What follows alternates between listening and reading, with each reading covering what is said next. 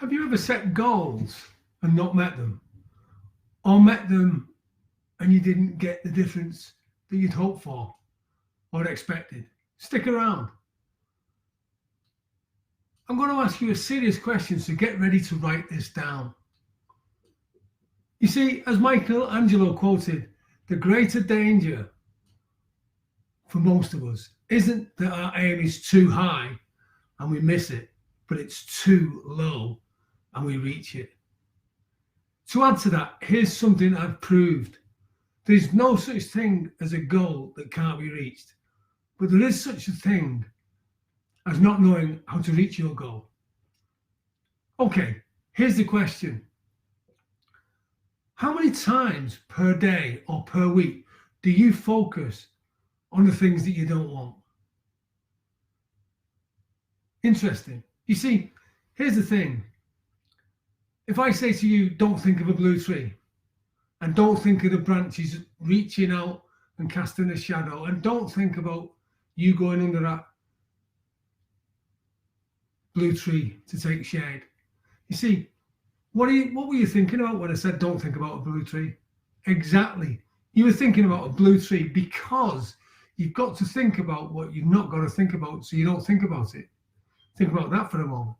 You see, so many people spend the time looking at stuff that they don't want instead of focusing on the things that they do want. So here's the thing. What I've done is I've created master keys, and the one I'd like to speak to you about today is the goal getting. Now, I had a goal today, and that was to actually show you this and share the screen and be really great. It didn't work out that way, but my goal was to share this with you today. So if you just get a quick look at this, you can see the goal getting. It's got get smarter, the objective vision, the aim, and the leverage. Okay, so you see, the thing is, now, by creating effective goals, it can really help you, right? And I know because I've seen it so many times. I remember when I was with Special Forces, and you know, if we had to go 20 miles or 10 miles or even 5 miles, we didn't just set the compass and then start walking, because we had things to overcome, like river crossings or streams, hills, mountains. So we didn't just set the compass and go, because by the time we got 5 miles away, 20 miles away, we'd pretty much be off course. So what we'd do is, our goal was to set a rendezvous. So we'd set the compass to that rendezvous, or we call it RV, and then we just keep checking in every now and again and reading the maps like reading a book. So you're looking at the contour lines, you know, the things that indicate what the ground's like. And then when you get to your RV, you sit down, you take stock, you regroup, and then you set the new compass bearing to where you want to go. Now, that's really, really important that you get that right, because if you don't, you end up where you don't get your rations, you don't get replenished with your supplies, and it's quite drastic, really. So goal setting in business is exactly the same.